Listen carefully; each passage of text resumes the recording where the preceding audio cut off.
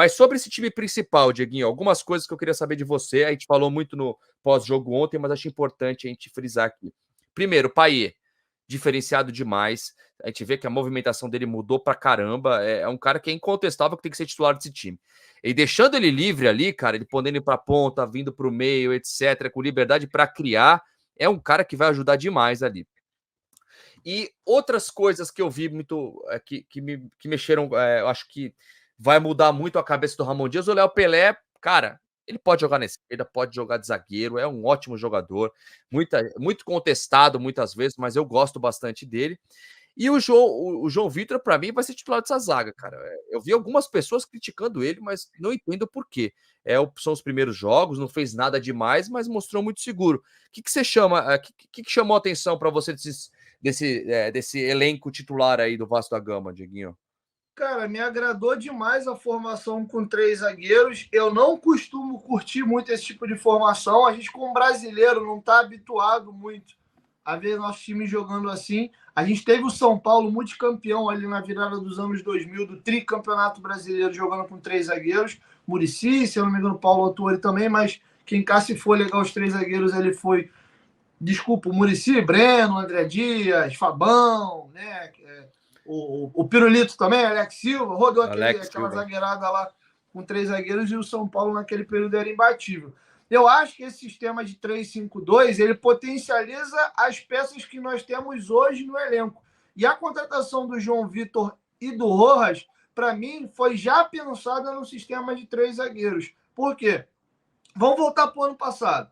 Você fazer uma zaga com 3 zagueiros, com Maicon, Medel e Léo, você tem o Léo velocista com bom passe, você tem o Maicon pesadão, excelente no jogo aéreo, fez uma baita temporada, na minha opinião. Ano passado, na reta final, foi o melhor zagueiro do Vasco. Acho até que um pouquinho acima do Medel. Estou falando da retinha final ali do campeonato, não do campeonato como um todo. Foi muito bem. Mas pensando para uma temporada inteira, se encaixar esses 3 fica complicado, porque o Medel ele não tem muita velocidade, e aí para tu botar ele para cobrir um flanco todo pelo lado direito, fica meio difícil. E aí você vê que a contratação do João Vitor foi para isso, para ter 2 zagueiros velozes pelo lado, com bom passe, e o Medel ser esse zagueiro central meio líbero. Ele vai para frente, vem para trás, e o Ramon Dias tentou uma variação dentro desses 3 zagueiros ontem mesmo. Ele começa com o Medel aberto pela direita, como ele jogava na seleção chilena com o São Paulo, e com o João Vitor por dentro. O João Vitor não jogou tão bem nesse período que ele ficou por dentro, e aí ele volta com o Medel para dentro e abre o João Vitor de novo. Aí o João Vitor cresce e o Medel mantém ali o desempenho dele muito bem. O Medel jogou bem demais de novo ontem. E aí esse sistema, o que ele faz? Ele dá liberdade para os alas jogarem, e se você pegar os laterais do Vasco, Piton, Paulo Henrique, Puma, todos eles se destacam muito mais ofensivamente do que defensivamente. E se você pegar aí 70% das jogadas do Vasco ontem, era com tabelinhas entre Piton, Payet, que colavam muito junto o tempo todo, e o David fazendo muita parede para esses dois. Eles se movimentaram os 3 muito ali para aquele lado esquerdo, e me agradou muito. E o Jair pode jogar de primeiro volante, você abrindo mão do Zé Gabriel, porque o Zé Gabriel é esse cara mais cão de guarda, mais plantado, você consegue ter um volante de mais qualidade, de mais construção, que é o Jair, porque o próprio Jair é protegido por esses 3 zagueiros. Então você tem uma saída de bola mais limpa, e o Paulinho, que era esse segundo volante inicialmente, começava com 3 e um 2 na frente, mas quando a bola rolava, ele tinha liberdade para ser esse box-to-box. O Paulinho tranquilamente ele ia para frente e voltava, porque ele tinha 3 zagueiros atrás dele, tinha o Jair mais plantado, e ele fazia uma dobradinha muito interessante com o Paulo Henrique. Às vezes, até o Paulo Henrique cortando um pouco para dentro e o Paulinho dando opção passando no fundo. Então, o Paulinho ficou muito para aquele lado direito. Então, e aí, o David, que eu critiquei muito a contratação, ou pelo menos ela não me empolgou num primeiro momento, nessa função de segundo atacante girando em volta do Verratti, ele rende melhor. O jogo dele contra o São Lourenço, a gente tem que dar um desconto para todo mundo, que a galera tá fazendo treino físico, tá com a perna pesada, é o primeiro jogo da temporada, mas ele não foi bem abertão. Ontem, ele é um cara, ele é alto, ele tem um corpanzil, ele é forte, e ele estava fazendo uma coisa que a gente não vê muito tempo os jogadores do Vasco fazer, que é ser aquele pivôzão preparador de jogada. Ontem, uma coisa que me chamou a atenção, na minha anotação aqui, o Vasco criou 8 oportunidades de gol. Das 8, 4 quem finalizou foi o Payet. E na maioria dessas jogadas que é o Payet que finaliza, é uma tabela dele com o David. E o próprio gol do Vasco é uma bola que o Payet vira, o David briga, o David recua a bola para o Praxedes, ele domina meio que errado, a bola sobra e o Payet vem batendo. Então, o David, nesse esquema de 3-5-2, ele dá presença diária quando você precisar do chuveirinho, porque ele é grandalhão, e ele faz esse pivô para o Payet poder chegar finalizando. E o Payet ficou à vontade, na posição que a galera gosta, que é ele por dentro, com liberdade para se movimentar para os lados e para frente, e estando totalmente protegido. Você não viu o Payet precisando correr, voltar para trás igual um maluco. Então, eu acho que potencializou o Payet, que ficou completamente livre nessa faixa central. Você deu liberdade porque a gente tem de melhor nos nossos laterais agora jogando de ala. O time defensivamente está bem protegido. A gente não tomou gol nos 2 jogos. E o próprio Jair, que tem mais qualidade que o Zé Gabriel, consegue também ter mais tranquilidade para jogar nesse sistema. Ah, Dieguinho, é o esquema ideal? Eu prefiro mais um 4-3-3. Mas porque a gente tem hoje de elenco, acho que casa com as peças que a gente tem hoje. Aí tu imagina, por exemplo, se o Orelhano fica, e ele fica esse segundo atacante mais móvel, girando em volta do Verratti, trocando às vezes com o Payet, tu acrescenta ainda mais qualidade e drible. Né? E o Payet agrega uma coisa para o Vasco para a temporada 2024 jogando desse jeito, o Gui, que a gente não tinha no passado, que é o quê? Jogador que faz gol. Praticamente todos os gols do Vasco ano passado, ou era o Verratti ou era o Peck. Quase ninguém no elenco faz gol. E o Payet é um jogador que tem muitos gols na carreira. E ontem ele foi o maior finalizador do Vasco. Foram 4 finalizações, não à toa saiu dele o gol. Então acho que ele pode dividir um pouco mais a artilharia, vamos dizer assim, com o Verratti. Então, pensando no atual elenco, me agrada assim, o esquema com 3 zagueiros. Eu acho que tem alguns jogadores que saíram mais fracos desses jogos. Para mim, o Praxedes é um cara que ficou devendo bastante futebol. O Ramon pediu muito para ele ficar, mas ficou devendo. Acho que a gente tem que esperar para ver como ele vai ser utilizado nesse time. Chegando o Sforza, gente, como segundo volante.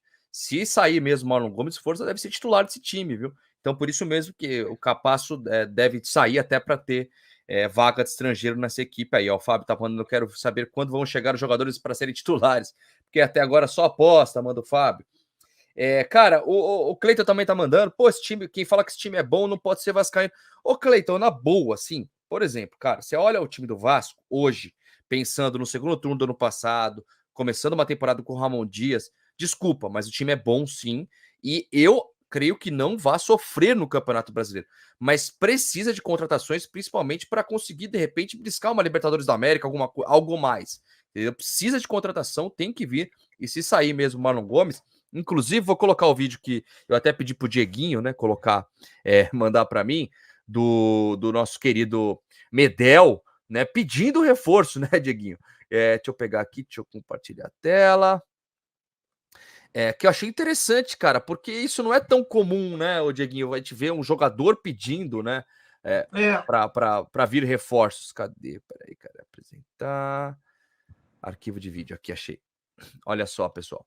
O Vasco leva para o Brasil daqui do Uruguai brigar por título, lutar pelo meio da tabela, visando, claro, o Campeonato Brasileiro. No, Vasco siempre tiene que luchar por títulos, es un equipo grande, todos lo conocemos en Brasil, y tiene que luchar por eso. Esperemos que traigan un par de refuerzos, porque faltan refuerzos aquí que necesitamos, y espero que se logre lo más rápido posible, porque para poder pelear tenemos que estar al 100% todos. É um pedido do elenco, da comissão técnica, reforços?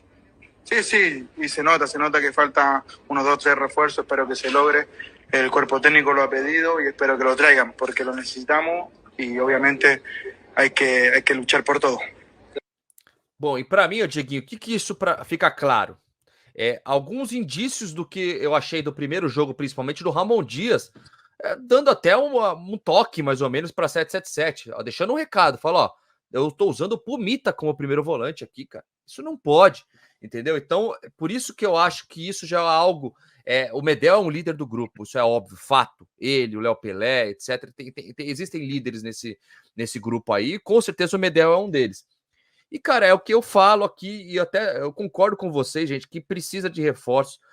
Tem dinheiro para reforço. Lembrando que os 270 milhões não são só para reforço, mas acho que tem que vir mais algum jogador, mais 2 ou 3 jogadores.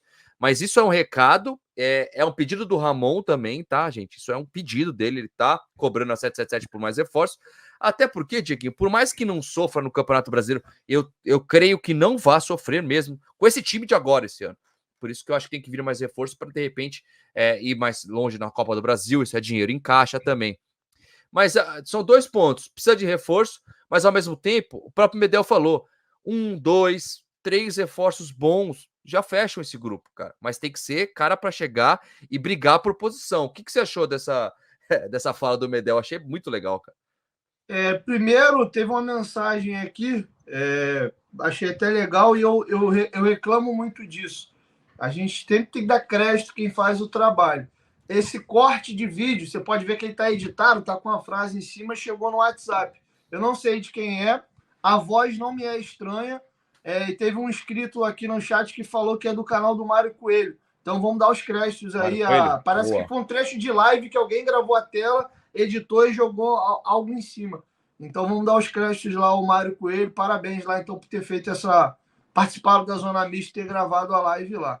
Ponto 1. Ponto 2, tanto o Alexandre Matos como o Ramon Dias e todos que estão na comissão técnica sabem que precisa reforçar. O Vasco, hora alguma, falou que está fechado para balanço. O elenco esse aí acabou. Então, a janela está aberta ainda, vai até março. E o ano 2024 ele começa em janeiro e acaba em dezembro. Tem uma janela também que vai acontecer lá para agosto ou setembro. Tem um detalhe importante que a galera fala muito dos 270 milhões, Gui, mas esse dinheiro só cai na segunda janela, tá? Na verdade, depois do encerramento da segunda janela. O Vasco trabalha muito assim. Chega o dinheiro no final do ano anterior e essa grana fica para o ano subsequente. Às vezes antecipa um pedaço do dinheiro, que foi o que foi feito na janela do ano passado, e aí o restante fica para a próxima temporada. Então, esses 270 milhões que a galera fala, ele cai em setembro, depois do fechamento até da janela. É um dinheiro que é mais para trabalhar para o ano de 2025. Tá? Então, ponto 1. Eu concordo que o Vasco precisa de reforço. Eu só discordo de falar que o time é ruim. O time não é ruim. Exatamente. Se a gente pega esse time aqui, vamos lá, com o que a gente tem hoje. Léo Jardim, João Vitor, Medel e Léo, Jair, Paulinho, Paier, Piton, Paulo Henrique ou Puma ou Rojas, aí fica a critério do Ramon. E aí 2 atacantes, Verrete e Orelhano, isso é ruim? A gente olha para o banco, aí você, cara, não dá para manter o nível, cai um pouco. Mas o time não é ruim. Exemplo, já melou, mas se vem o Cuejá, Cuejá e Paulinho, salta ainda mais. Então, assim, tem times melhores? Claro que tem. Mas vamos lembrar também que nem sempre quem acaba batendo campeão ou ganhando coisa importante é o melhor time. O Botafogo só não foi campeão brasileiro ano passado porque papou mosca. E é longe de ser o melhor time do Brasil. Então tem um negócio importante que é a liga. Eu vejo, por exemplo, eu acho que ficou nítido para todo mundo que a melhor notícia do início do ano do Vasco na pré-temporada não foi nenhum reforço que chegou, apesar de eu ter gostado de alguns nomes. Foi o Paier. A gente pode, talvez, Gui, em 2024, ver alguns jogadores que chegaram ano passado precisando ainda de adaptação ou ser melhor assessorado pelos seus companheiros, jogando melhor esse ano. O Paier, que ano passado rendeu muito pouco, deu 6 pontos, deu.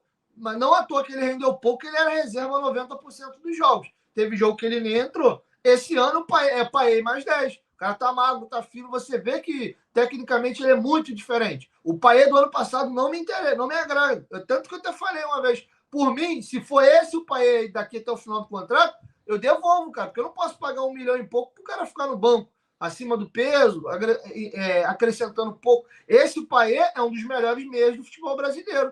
Ponto. O Paulinho, esse ano, sem a lesão do ombro já, num time mais azeitado, pode render mais. O Jair, que chegou a peso de ouro ano passado e não rendeu, que a gente sabe que o Jair pode render, talvez esse ano renda. O Orediano, que ano passado, muita gente queria até que já mandasse embora, começou um ano bem já de novo. Então, pode ser que, caso fique, que ele coloque todo o potencial dele. Tem o Ryan também, né? Tem o Ryan também, já depois de um ano, jogou alguns jogos, voltou. Então, até internamente, a gente tem alguns jogadores que podem entregar ainda mais do que eles já entregaram, com uma comissão técnica trabalhando um ano inteiro, acrescido de mais alguns reforços. O próprio Léo, por exemplo, não tenha dúvida que esse esquema de 3 zagueiros favorece mais o Léo, do que o esquema de 4 zagueiros que tinha no ano passado. O Piton, que já foi muito bem de lateral, imagina ele com liberdade para poder ir no fundo toda hora, sem estar preocupado em tomar a bola nas costas e voltar jogando de ala. Então, eu acho que a gente tem que estar preocupado. Sim, óbvio, o torcedor ele vai ter uma sede sempre eterna de reforços, ele nunca vai estar satisfeito, e que bom que o Vasco sempre se reforce, mas eu não acho um time ruim, como eu vi gente dizendo. É um time hoje mediano. O outro ponto importante também, Gui, é que eu acho que para 2024 o sarrafo do futebol brasileiro subiu ainda mais. Eu Também tenho acho. mais times que estão melhores para 24 do que piores. O Bahia é melhor em 24 do que 23. O Corinthians, pelo menos a princípio, é melhor em 24 do que 2023. O Vasco eu já acho melhor em 2024 agora do que em 2023. Então você tem times que estão se reforçando. O Inter está fazendo uma boa janela. Acho que vai ser melhor em 24 do que 2023. Então, o próprio Botafogo tem feito movimentos interessantes de mercado. Savarino, Mas Alain. perdeu jogador bom também o Botafogo. Tem isso também. Tem isso também. Então, assim, eu acho que a gente foi 7º colocado ano passado, não dá para usar isso como parâmetro, não. O campeonato do ano passado é o campeonato do ano passado, o campeonato desse ano é o campeonato desse ano. Concordo que tem que reforçar, mas também não acho que o time é fraco, como eu vi algumas pessoas dizendo também, não. Nem uma coisa nem outra.